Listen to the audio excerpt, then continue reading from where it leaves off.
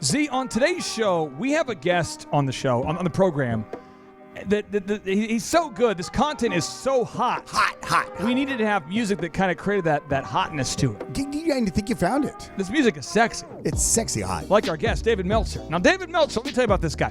David Meltzer grew a net worth of over $1 million within 9 months after getting out of law school.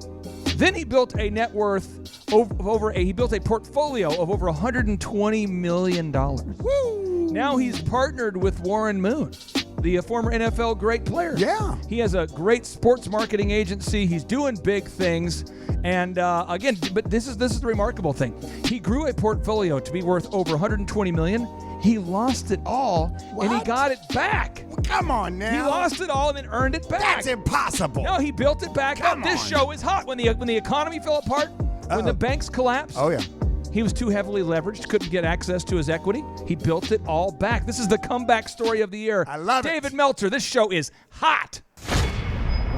Some shows don't need a celebrity narrator to introduce the show, but this show does. 2 men, 8 kids, co-created by 2 different women, 13 multi-million-dollar businesses. Ladies and gentlemen, welcome to the Thrive Time Show. 3, 2, 1, here we go! Started from the bottom, now we here. Started from the bottom, and we'll show you how to get here. Started from the bottom, now we here. Started from the bottom, now we here. Started from the bottom, now we here. Yes, and yes. Thrive Nation, on today's show, we have an incredible guest by the name of Mr. David Meltzer. David, welcome onto the show. How are you? Amazing. I'm so excited to be part of this and look forward to helping whoever I can. Hey, you have been on so many different podcasts and features and publications. You were worth $1 million of net worth within 9 months after law school. You built a portfolio of $120 million. There's so many places we could start, but can we start with the post law school $1 million net worth within 9 months? How did you do that? I beat people with math. So I took a job specifically for money. I sold legal research online when I graduated law school, and it was a at-plan $250,000 sales job. And what I decided to do was I was going to work twice as many productive hours a day than all the other salespeople. So 16-hour productive days. I was going to do it twice as efficiently, 32 hours of productivity, and then I was going to be twice as statistically successful for 64 hours of productivity. Now, I knew I wasn't as good as a salesperson as the rest of the people because I was right out of law school. So instead of trying to close more statistical deals, I decided that I would go on more appointments, and even if my statistical success was less, I would close more deals statistically each day than they would. So what I also did was work 7 days a week. So if I'm working 64 hours of productivity, that's 8 days a week. I'm working 1 day. I get 8 days of productivity, 7 days a week. Each week that I worked was 56 days of productivity. So I always joke around. I beat people with math. In fact, I never was even at plan because in order to make $1 million in 9 months, with that formula of 56, days a week being produced, I actually made about $100,000. It just took me 10 years. I worked 10 years in 9 months. That's how I did it. Wow. Now, can you? So, what did you make a commission? Was that how it worked? That job was like a commission per. I had a salary, commission, and bonus, and expense account as well, so I could save almost all the money that I made. And then you built a portfolio worth $120 million. Is that correct? Yeah. What was in that portfolio? Was it just a signed Warren Moon football cards, or what was in that thing? Oh, no, that's my portfolio now. And okay. It gets more and more valuable today. No, I own 33 different properties, golf course, a ski mountain, a lot of technology stocks that I had built through my early 30s, and blessed to have had a Midas touch in my investing, although I learned some valuable lessons, because as much as it might impress you that I had over $100 million in a portfolio, I ended up losing it all as well, but I did make it back.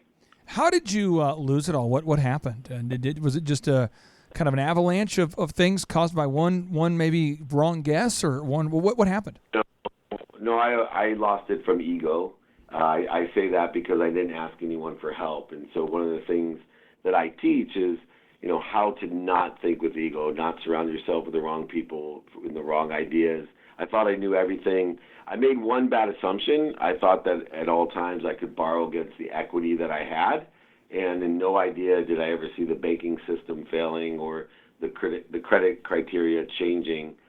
So after going my entire life with always being able to borrow against the assets that I had, the equity that I possessed, all of a sudden in 2008, I was incapable of being liquid. And when you own and have your own economy with so many different properties, so many different business ventures, so many different investments, that it is a sliding scale. Once you start missing or applying for too many loans and missing payments, it's just a matter of time before nobody will give you any money, and those expenses really, really aggregate and really push me over the edge into losing everything.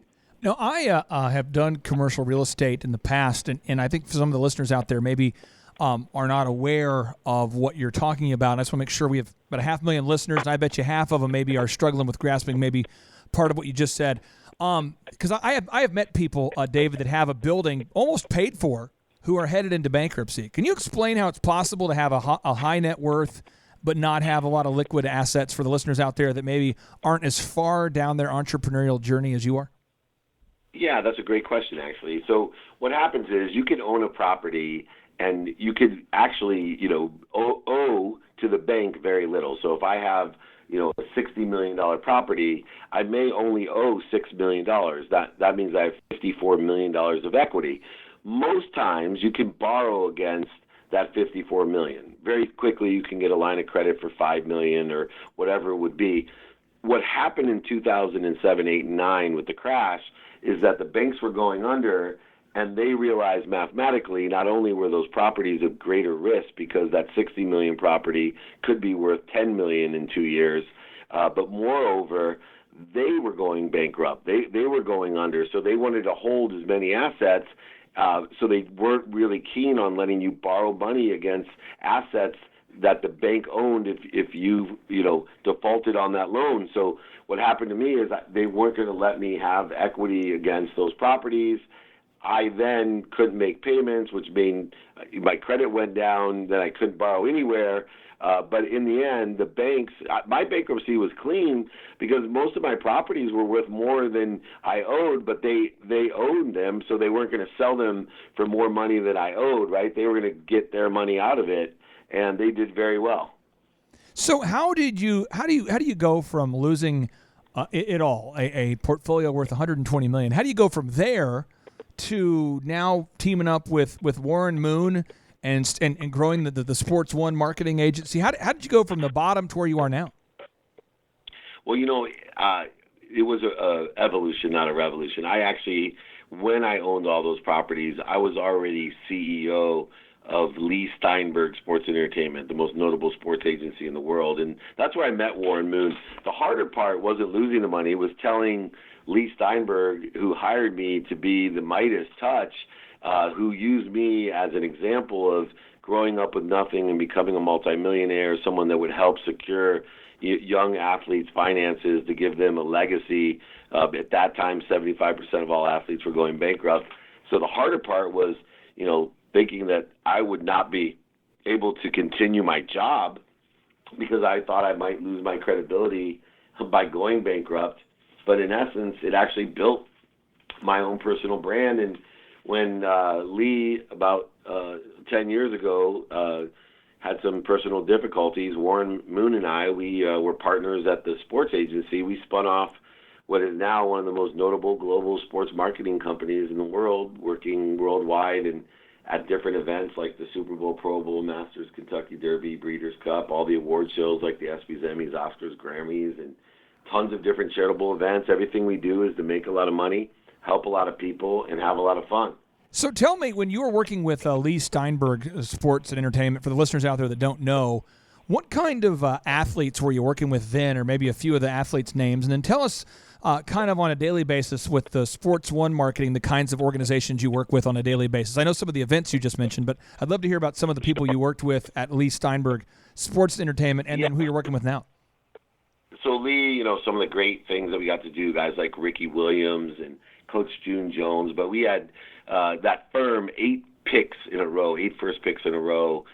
Everyone you could think of, from Bruce Smith to Ben Roethlisberger, Troy Aikman, Steve Young, Warren Moon, to all types of Olympic heroes from Carl Lewis and boxers like Evander Holyfield, even Oscar De La Hoya early on, Lennox Lewis, baseball players like Sabathia Ramirez. All of those players were Lee's people. And then, moving to Sports One marketing, what we did is, instead of representing those athletes, is we used our relationship with those athletes in order to attract business. My core competency is doing business and making real money, not 3% of somebody's contract, but 7-8 figures. And so Warren and I have worked on buying and building stadiums. We've consulted on big movies and TV shows. I've built my personal brand over the last 3 years. I have a top digital business show called Elevator Pitch, which is on Cheddar and Amazon and Entrepreneur Network, which I'm the executive producer and host of. And then I also have a top entrepreneurial podcast of my own called The Playbook. I speak around the world. I just had my 4th bestseller, Game Time Decision Making, which launched last week with McGraw-Hill. I have an executive coaching program. I'm one of Marshall Goldsmith's top executive coaches in the world, and really have built my own brand beneath what I learned at Lee's, both in a traditional sense as well as in a digital marketing space as well. Where do you live now? So I have a home in Orange County, and I have a beach house in San Diego, and then we also have an office in New York City. So did you have kids? 4 kids, yeah. So how do you organize your schedule with all the things that you're doing? Like what does a normal day look like for you? What time are you waking up every day? What do the first 3 or 4 hours look like? Yeah, so I have 2 routines. One's at home, and then I have an adaptable routine. That's either if I'm traveling or I have people visiting or something odd going on. But every day of my life, I wake up at 4 a.m. Pacific time, no matter where I am. I meditate for 20 minutes. I then put on my gym clothes and I work out for a minimum of 1 hour. Then I come back and be a student of my calendar, in essence, studying time for productivity and accessibility. I then spend 1 hour with my family from 7 until 8 a.m., and then I take 3 coaching calls while I drive to work, and then I have more of a reactive calendar determined upon the day. I leave the office at 4:45, take 3 coaching calls on the way home, and then I spend another minimum of an hour with my family.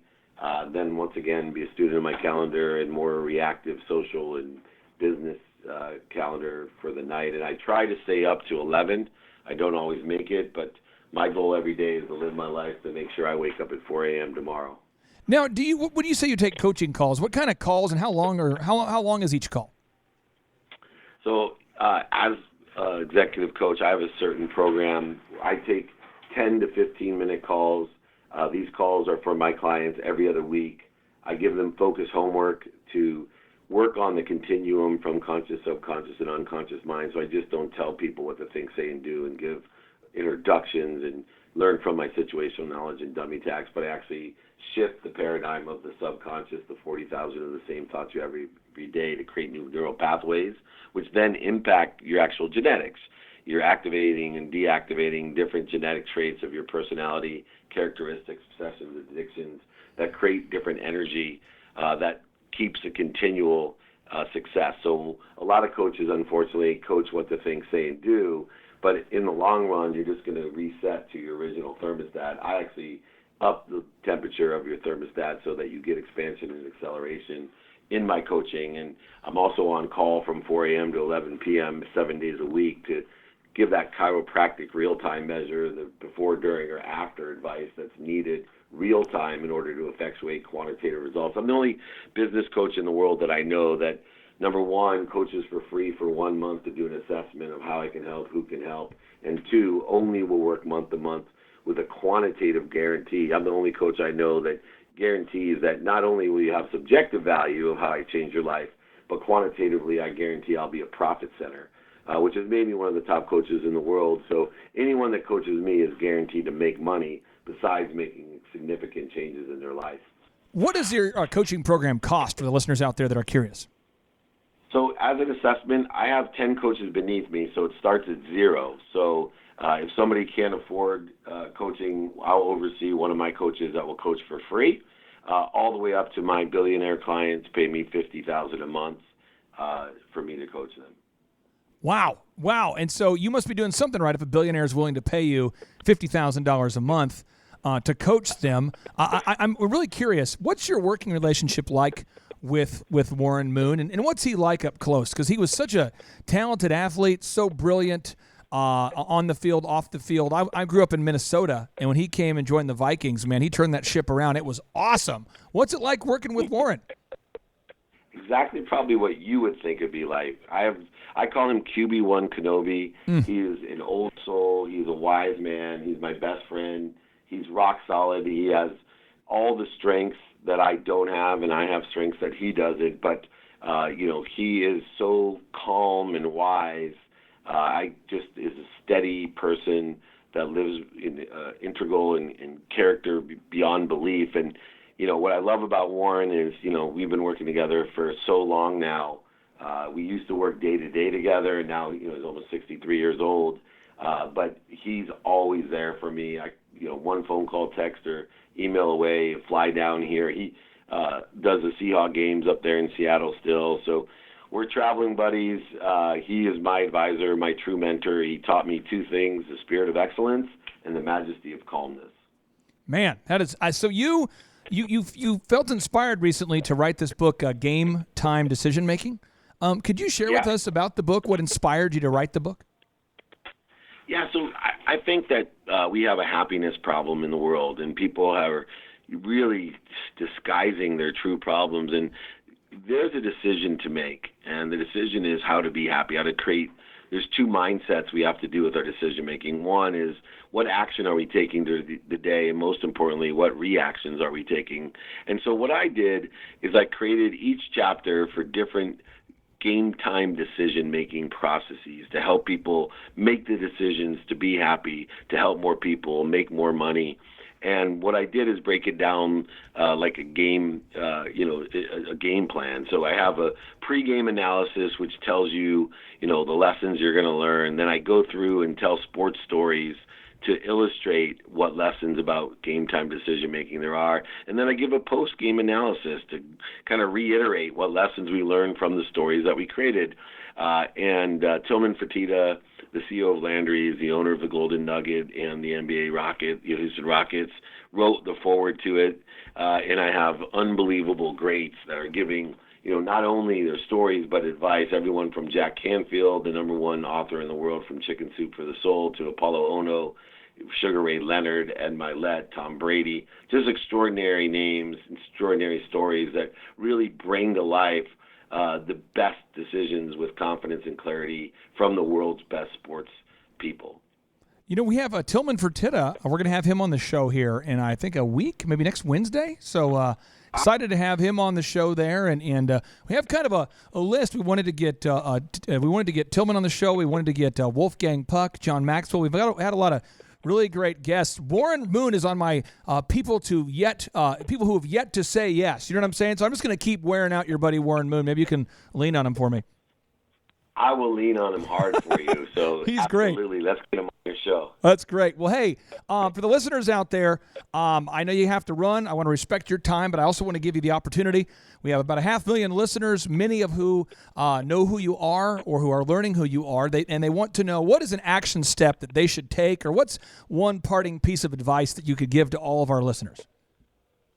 The best piece of advice that I can give to listeners is ask. The #1 thing that's missing in the world is people know how to give, but you're not asking. So if you have a pencil right now, just make sure you ask people every day, in person, on the phone, via email, or even media, radio, print, TV, or social media, do you know anyone that can help me? I'm telling you, you want to change your life exponentially. Most people on earth have 1,000 followers.